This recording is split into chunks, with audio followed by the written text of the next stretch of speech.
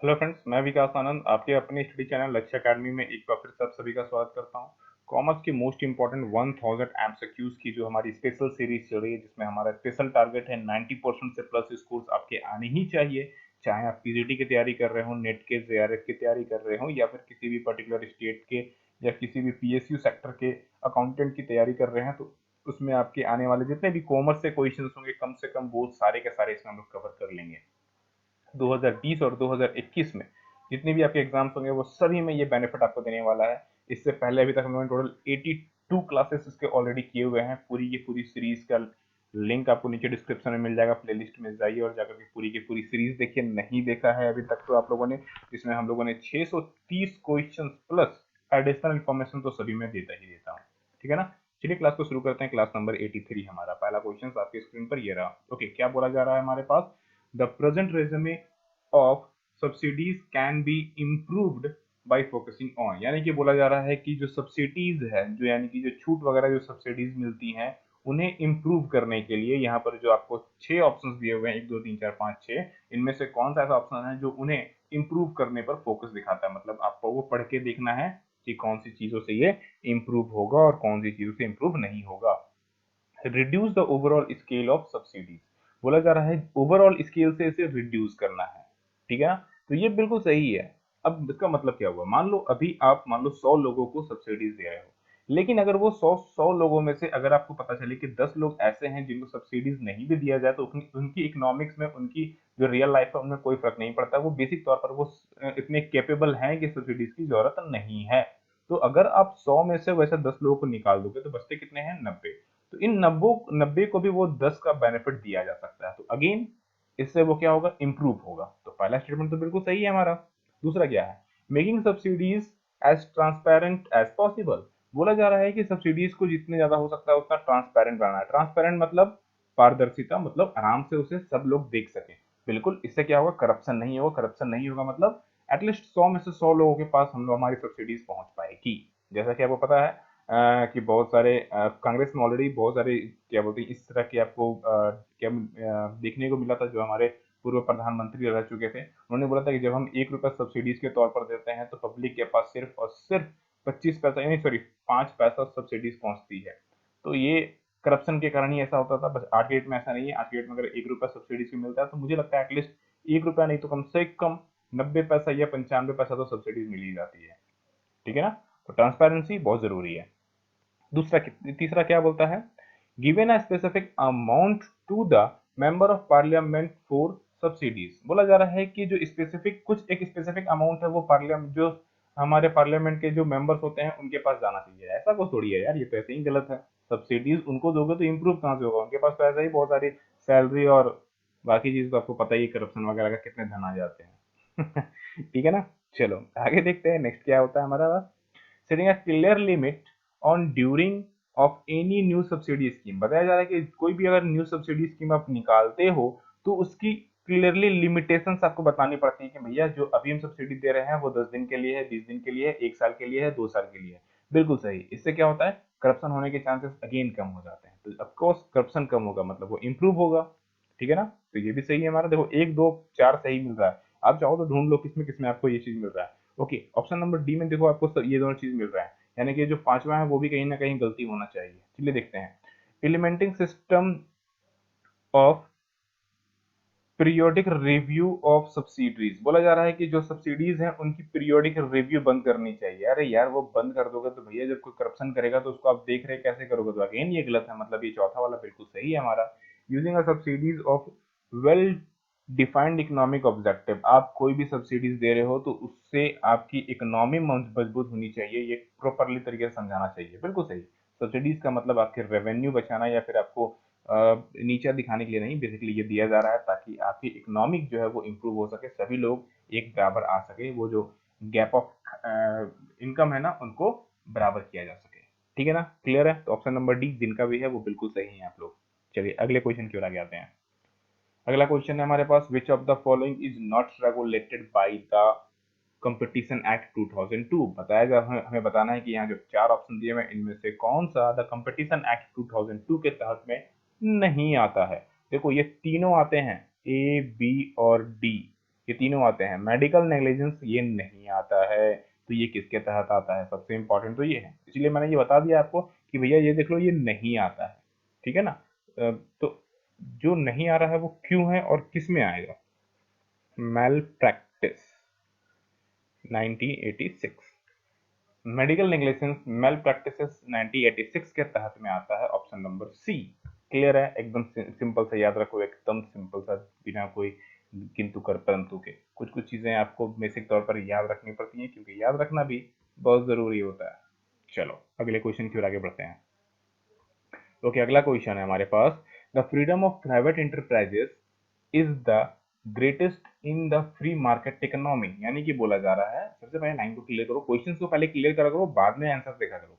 क्या बोला जा रहा है? जो फ्रीडम दिया गया है हमारे प्राइवेट इंटरप्राइजेस को, ठीक है, तो फ्री मार्केट इकोनॉमी के लिए, this is characterised by which of the following assumption. हम लोगों ने क्यों ऐसा किया है, किस एजम्पशन के बिहाफ पर हमने प्राइवेट सेक्टर को बहुत सारे फ्रीडम्स दिए हुए हैं मार्केट को बढ़ाने के लिए? देखो बेसिकली इकोनॉमी को ग्रोथ करने के लिए प्राइवेट की तो सबसे जरूरी नीड है, ठीक है ना। तो कौन कौन सी एजम्पशंस यहाँ पर हम लोग फोकस करते हैं, हमें उन चीजों पर बताना है कि कौन कौन से एजम्पशंस हम लोगों ने फोकस किए हुए हैं। चलिए पहला देखते हैं, the factor of production labour land capital, यानी कि जो प्रोडक्शन होंगे वो लेबर से, लैंड से और कैपिटल से, are privately own and production occurs at a initiative of private enterprise। हम ये मान के चलते हैं कि जो प्रोडक्शन होगा लाइक लेबर लैंड और कैपिटल के हिसाब से वो प्राइवेट ऑन के हाथ में जाएगा और उन्हें उन्हें वो अच्छे से इंप्रूव करके इनिशिएटिव तौर पर वो लेकर के आएंगे। बिल्कुल सही, तो राइट आंसर तो ये है, हम लोग ये एजम्पशन करके रखा ही है, ये तो छूट ही दिया हुआ है इस चीज का। तो income is received in monetary form, basically अब यहाँ पर जो इनकम रिसीव होगा, अच्छा इनकम किसे रिसीव होगा? ऑफ कोर्स प्राइवेट सेक्टर को होगा। प्राइवेट सेक्टर में आपसे प्राइवेट सेक्टर केवल क्या खुद पे रख लेगा? नहीं भैया, जो वहां पर जो बंदे सैलरी भी जो खट रहे होंगे उन्हें भी तो मॉनेटरी बेनिफिट मिलने वाला है। तो कहीं ना कहीं हम लोग इंप्लॉयमेंट जनरेट करने के लिए, ठीक है, by the sale of service of the factor of production and from the profit of the private enterprises. ये जो मॉनेटरी बेनिफिट कैसे मिलेगा उन्हें? वो अपने गुड्स एंड सर्विसेज को वो सेल करके कर सकते हैं या फिर प्रोडक्शन करके, जो कि उन्हें बेच करके मिलना है। अगेन प्रॉफिट तो मिलना है, प्रॉफिट वो भी मॉनेटरी टर्म में चाहिए। क्यों चाहिए? क्योंकि अगेन हमें ग्रो करना है, ठीक है ना। नेक्स्ट क्या है, member of the free market economic have freedom. उन्हें क्या है, मार्केट इकोनॉमी में बहुत सारे फ्रीडम्स मिले हुए हैं जो उनके मेंबर होंगे। अगेन फ्रीडम के चलते ही तो एलपीजी आया हुआ था। एलपीजी आप सभी को पता होगा, लिबरलाइजेशन, प्राइवेटाइजेशन और ग्लोबलाइजेशन। तो लिबरलाइजेशन का ये फॉर्म है, बेसिकली ये जो चीजें हम लोग पढ़ रहे हैं ये लिबरलाइजेशन का है। अगेन हम लोगों ने एलपीजी की प्रॉपर तीनों के तीनों टॉपिक अच्छे से क्लियर की हुई है। अगर आप लोगों ने नहीं देखा है तब पुराने वीडियोज में, तो आप सर्च करो लिबरलाइजेशन बाय लक्ष्य अकेडमी, प्राइवेटाइजेशन बाय लक्ष्य अकेडमी, या फिर ग्लोबलाइजेशन बाय लक्ष्य अकेडमी, या फिर एलपीजी बाय लक्ष्य अकेडमी। डायरेक्टली आपको सभी चीजें मिल जाएंगी। मैंडेटरी तौर पर पढ़ो, इन सबको पढ़ोगे तभी तो समझ में आएगा, नहीं पढ़ोगे तो कैसे समझ में आएगा? देखो एक दो तीन तो सही है, चूज कर लो किसमें एक दो तीन है। अच्छा एक दो तीन आपको यहाँ तक मिल रहे हैं, केवल इसमें नहीं है, डी वाले ऑप्शन में नहीं है, तो बाकी चीजों को भी आपको पढ़ना पड़ेगा। क्या बोला जा रहा है, the free market economy is not planted, controlled और रेगुलेटेड बाय द गवर्नमेंट। बोला जा रहा है जो फ्री इकोनॉमी है वो गवर्नमेंट के द्वारा नहीं बनाया जाएगा, उसे कंट्रोल नहीं किया जाएगा और ना ही रेगुलेट किया जाएगा। क्या ये लाइन सही है या गलत है? मे बी इसको बहुत सारे लोगों को पढ़ रहा होगा, लग रहा होगा कि नहीं ये गलत लाइन है भाई, फ्री कैसे छोड़ सकते हैं? नहीं, ये फ्री बिल्कुल सही लाइन लिखा हुआ है। क्यों? क्योंकि यहाँ पर ये कंपटीशन मार्केट क्रिएट होती है। अगर आप यहाँ पर गवर्नमेंट अगर रूल रेगुलेशंस वगैरह या फिर अपने कंट्रोल में ले ले, तो कहीं ना कहीं वो रूल रेगुलेशंस बनाती है, वो रूल रेगुलेशंस बनाएगी अलग चीज है वो, लेकिन रेगुलेट नहीं करेगी, कंट्रोल में नहीं रखेगी और प्लांटेड नहीं करेगी। क्यों? क्योंकि वो उसे फ्री छोड़ना चाहती है। फ्री मार्केट का मतलब ही यही हुआ है, लिबरलाइजेशन में हमने इन सब चीजों के लिए ही छूट दिया हुआ है। तो एक दो तीन चार तो सही है हमारा, ये भी गलत हो गया, मतलब अब दो ऑप्शन बचे हैं बी और सी। अगर पांचवा भी सही है तो ये सही होगा, पांचवा सही नहीं है तो बी आंसर होगा। A free market economy is prone to corrupt parties. बोला जा रहा है कि जो फ्री मार्केट है वो करप्ट पार्टी के द्वारा कब्जे में आ जाना चाहिए। भैया ये तो कोई नहीं चाहता यार, ये लाइन ही गलत है यार, तो ऐसे ही ये गलत हो जाएगा। तो ऑप्शन नंबर बी बिल्कुल सही है हमारा। कोई भी चाहता है क्या जो करप्ट पार्टीज हैं उनके कब्जे में आपकी फ्री मार्केट आ जाए? बिल्कुल कोई नहीं चाहता है। तो right answer option number B. Clear है? जिनका भी ऑप्शन बी है वो बिल्कुल परफेक्ट है आप लोग। चलिए अगले क्वेश्चन की ओर आगे बढ़ते हैं। आज सारे के सारे क्वेश्चंस जो है ना बिल्कुल प्रॉपर टाइप से लिए हुए हैं, जिस तरह से आपके नेट में एग्जाम में आते हैं, बिल्कुल लेंदी लांदी वाले क्वेश्चन। देखो लेंदी वाले क्वेश्चन है, लेकिन हम लोग कितने आराम से बना रहे हैं ना, कितनी इजी तरीके से फॉर्म से रिलेट कर रहे हैं। आप ध्यान से देखना, मैं जितने भी लेंदी क्वेश्चन है पढ़ने में आपको बहुत सारे लग रहा होगा यार इतना लंबा क्वेश्चन है, एग्जाम में भी आपके ऐसे ही होते हैं ना। बट मैंने पहले ही बोला हुआ, कोई भी चीजों को टफ करके नहीं, इजी तरीके से पढ़ो, बड़ा ही मजा आएगा। क्या बोला जा रहा था, important responsibility of business to the consumer are customers are, customers के बिहाफ में एक बिजनेस की क्या रिस्पॉन्सिबिलिटी हो सकती है वो हमें बताना है। अब याद रखिएगा रिस्पॉन्सिबिलिटी की बात हो रही है, ठीक है, रिस्पॉन्सिबिलिटी। अब अच्छे से समझना रिस्पॉन्सिबिलिटी का मतलब क्या होता है, पहले वो अच्छे से समझ जाओ ना, तो ये आंसर आप दे दोगे। मेरे ख्याल से आपको पता होगा रिस्पॉन्सिबिलिटी, इसमें तो बड़े हो आप। चलो समझते हैं क्या है, ऑप्शन देखते हैं। To ensure family welfare of the customer. अच्छा एक चीज बताओ, क्या कस्टमर के साथ साथ हमें क्या उसकी फैमिली के वेलफेयर के बारे में भी सोचना पड़ता है? अरे भैया उसकी फैमिली में कौन है, बड़े हैं, छोटे हैं, मोटे हैं, नापे हैं, पतले हैं, कौन है, मुझे क्या पता। मैं अपने कस्टमर्स को कि उनकी फैमिली वेलफेयर देखूंगा। ऑफ कोर्स यार, ऑप्शन नंबर ए हमारा ऐसे ही काट दो यार, किसी काम करेंगे। ऑप्शन ए काटते साथ में ही हमारे पास ये दोनों चीजें कट गई, सी और डी बच गया। देखो कितना, एक चीज करेक्शन करने से आपको कितना 50% आपके क्वेश्चन सॉल्व हो गए, सिर्फ और सिर्फ पहला लाइन पढ़ने से। बाकी तो मैंने पढ़ा भी नहीं है अभी तक ले, ठीक है ना। ऐसे ही होता है एग्जाम में, आपको कभी कभी ऐसे भी करना होता है और आपका काम बन जाता है। अच्छा एक काटने से मेरे ख्याल से इसमें भी वन नहीं है, ये भी सॉरी सॉरी सॉरी, सही वाला चूज करना था, इसमें इन दोनों में वन इसलिए कट गया हमारा, ठीक है ना। तो सी और डी 50% आपने क्वेश्चन सॉल्व कर लिया बिना कुछ किए हुए। दूसरा क्या बोलता है, to understand customer need and to take the necessary measure to satisfy their needs. यानी कि ये बोला जा रहा है कि आप कस्टमर की नीड्स को प्रॉपरली समझो, जो उन्हें चाहिए वो प्रॉपरली सेटिस्फैक्टली उन्हें पहुंचा दो। हाँ भैया ये तो चाहिए ही चाहिए, अगर कस्टमर्स की नीड्स को हम नहीं समझेंगे तो हम बेच भी नहीं पाएंगे अपने सामान को अपने। तो ये रिस्पॉन्सिबिलिटी तो बनती है सबसे पहले, रिस्पॉन्सिबिलिटी तो दो ऑप्शन इसमें है, अगेन ये भी सही होता है। To ensure health condition to the consumer, consumer के हेल्थ कंडीशन को भी ध्यान में रखना पड़ता है बिजनेस में। ये है क्या, यहाँ पर जितने भी लोग पढ़ रहे होंगे मुझे लगता है बहुत लोगों ने इसको सही चूज किया होगा, बट मैं इसे गलत कर दे रहा हूँ। अब आप बोलोगे सर ऐसा क्यों, सर हेल्थ कंडीशन तो देखना पड़ता है ना। अगर हेल्थ कंडीशन देखना है तो ये जितने भी अल्कोहलिक आइटम बिकते हैं, ये क्या बिकते हैं या ये क्या बनाए जाते हैं, नहीं ना। उसमें लिखा हुआ होता जरूर है, लेकिन अल्कोहलिक आइटम बनता ही नहीं, प्रोड्यूस ही नहीं होता। तो इसीलिए कस्टमर्स को खुद अपने हेल्थ की ध्यान रखने की जरूरत है भैया। हर बार कस्ट दुकानदार या फिर जो शॉपकीपर है या फिर जो बिजनेसमैन है वही नहीं सोचेगा। अदरवाइज सिगरेट हो गया, जो दारू हो गया, जितने भी पान मसाले हो गए, ये क्यों बनते, ये बनते ही नहीं यार। सिंपल सी बात समझो आप। उतना कस्टमर समझता तो प्लास्टिक ही यूज नहीं करता आज के डेट में, लेकिन कस्टमर समझता क्या है, उन्हें तो हर बात में कैरी बैग चाहिए होता है। तो कस्टमर अपने हेल्थ की कंडीशन भैया खुद रखे, हर बार बिजनेसमैन कितना रखेगा। तो ये टू भी नहीं होगा। देखो यहाँ पर थ्री ऑप्शंस भी अगर आप कैंसिल करते हो तो अगेन सिर्फ और सिर्फ बी बस सी बचता है। ऐसा ही आपका सही है। इसीलिए मैंने बोला ना, पहले आपको रिस्पॉन्सिबिलिटी अच्छे समझनी होगी, तो तभी जाकर आप ये लाइन प्रॉपरली समझोगे। हेल्थ कंडीशन आप चाहो तो आप जितने भी दारू वगैरह है ना, जितने भी अल्कोहलिक आइटम है आप उनको समझ लो, वो यहाँ पर आ जाएंगे directly. To ensure that the product supply has no adverse effect on the customer. यानी कि बोला जा रहा है कि जो आपकी प्रोडक्ट की सप्लाई है वो कुछ इस तरह से ना हो कि वो कस्टमर्स की डिमांड में और कस्टमर्स को कहीं ना कहीं इफेक्ट करे। कहने का मतलब ये होता है कि ना ज्यादा करना है सप्लाई, ना कम करना है। ज्यादा करोगे तो कहीं ना कहीं उसकी प्राइस बढ़ते जाएगी, और आपको कम भी नहीं करना है जिससे प्रोडक्ट बहुत सप्लाई बहुत कर ज्यादा भी नहीं करना है जिसकी उसकी प्राइस कम होते जाए। तो अगेन ये भी बिल्कुल सही है, हमारा कहीं ना कहीं बिजनेस की रिस्पॉन्सिबिलिटी ये बनती है कि हाँ बिजनेस के बारे में हम ध्यान दे रहे हैं, हमको बिजनेस के बारे में सोचना है। मतलब आपको बिजनेस रिस्पॉन्सिबिलिटी कहने का मतलब बिजनेस को ग्रो करना है, कस्टमर्स ग्रो नहीं करना है। कस्टमर्स को ग्रो करना है मतलब बिजनेस के साथ साथ में। तो ये अगेन से दो और चार हमारा सही होता है, पांचवा भी सही होना चाहिए। To provide an opportunity for being heard and redress genuine grievances. यानी कि बोला जा रहा है जो भी बेसिक शिकायतें हैं और जो भी लोगों को आगे बढ़ने की और उनकी जो भी शिकायतें हैं उन्हें प्रॉपरली दूर करने की आपको उन्हें फैसिलिटी प्रोवाइड करनी चाहिए। हाँ भैया ये नहीं करोगे तो काम कैसे चलेगा।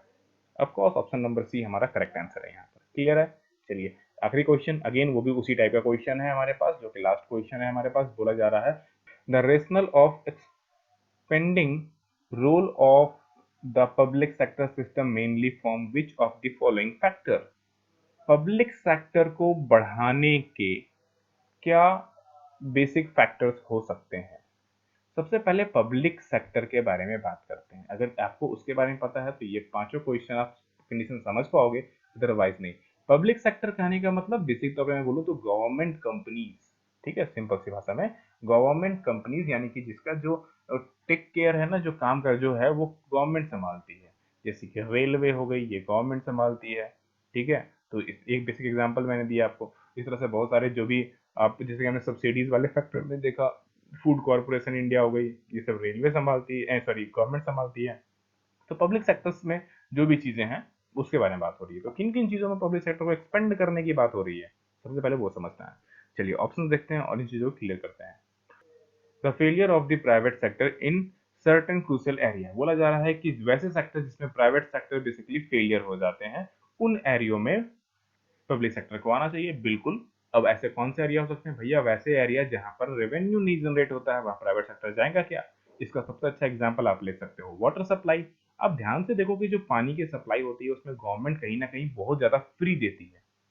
तो जब फ्री देती है तो पब्लिक जितने भी प्राइवेट सेक्टर है वो उसमें आएंगे क्या? नहीं आएंगे ना, क्योंकि उन्हें पैसे चाहिए होते हैं भैया, पैसे आते हैं तो कैसे देंगे? तो ये चीजें बात हो रही है। गवर्नमेंट स्कूल कहीं ना कहीं पूरी तरह से फ्री पढ़ाती है। गवर्नमेंट स्कूल आपने देखा है कि उससे आपने किसी कोई प्राइवेट कंपनी उसे टेक ओवर किया है? नहीं, प्राइवेट स्कूल तो अपने प्राइवेट स्कूल खोलते हैं, वो गवर्नमेंट स्कूल को टेक ओवर नहीं करते हैं। क्यों? क्योंकि वहां पैसे नहीं मिलने वाले हैं। तो वैसे एरिया में कहीं ना कहीं गवर्नमेंट को पब्लिक सेक्टर की नीड है और उन्हें काम करने की जरूरत है। ठीक है ना, समझ में आ गई ये चीजें? चलिए अगला देखते हैं। The exploitation of the society by the private sector, यानी कि प्राइवेट सेक्टर के द्वारा जो सोसाइटी का जो शोषण किया जा रहा है उसको रोकने के लिए। हाँ भैया ये बात तो सही है, अगर सोसाइटी का प्राइवेट सेक्टर शोषण करेगी तो पब्लिक सेक्टर को तो उतरना चाहिए। कोई एक पर्टिकुलर चीजों पर अगर कोई शोषण किया जा रहा है, कोई पर्टिकुलर प्रोडक्ट पर, तो गवर्नमेंट को आना मैंडेटरी है। अब इसका अच्छा एग्जाम्पल आप स्कूल भी ले सकते हो। स्कूल देखो दोनों होता है, पब्लिक भी है और प्राइवेट भी है ना। हॉस्पिटल्स आप ले सकते हो, हॉस्पिटल्स दोनों है, प्राइवेट भी है और पब्लिक भी है। क्योंकि प्राइवेट अगर जहां पर शोषण कर रही होगी वहां पर एक्चुअली में जो गरीब है वो जाकर अपना इलाज करवा सकते हैं, वहां पर शोषण नहीं होगा। तो अगेन ये भी सही है। The revenue need the central government, central government को रेवेन्यू की जरूरत है, इसलिए भैया सेंट्रल गवर्नमेंट तो फ्री में, पब्लिक सेक्टर में तो वो फ्री सर्विस दे रही है, हॉस्पिटल में फ्री इलाज कर रही है, स्कूल्स में फ्री पढ़ा रही है, तो रेवेन्यू का तो बात ही नहीं है, रेवेन्यू वाला वर्ड काट दो। तो जहां जहां 3 नंबर है वहां पर आप उसको काट सकते हो। जो 3 किसमें हम लोग को मिल जाएगा, 3 इसमें है काट दो, 3 इसमें है काट दो, अच्छा 3 सभी में कट जाएगा, सिर्फ डी बच जाएगा, तो वो डी सही हो गया हमारा, ऐसे ही बिना कुछ मेहनत किए यार, डी वैसे ही सही हो गया हम लोग का। The demand of economic justice, अगर समाज में इकोनॉमिक जस्टिस की नीड है, यानी कि आपको लग रहा है कि इनबैलेंस हो रहे हैं इकोनॉमिक्स में, तो अगेन वहां पर भी हमें पब्लिक सेक्टर की जरूरत है। The need for accelerating the pace of economic growth के लिए भी पब्लिक सेक्टर की नीड है, अगेन ये भी सही है हमारा। तो ये थे हमारे 5 क्वेश्चन, जिसमें लास्ट वाला डी ऑप्शन सही है हमारा।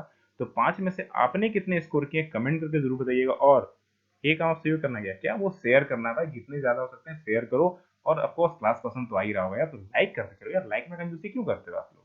चलो फिर अगेन आप लोगों से मिलता हूँ, तब तक के लिए आप लोग पढ़ते रहना। आप सभी लोगों को राधे राधे।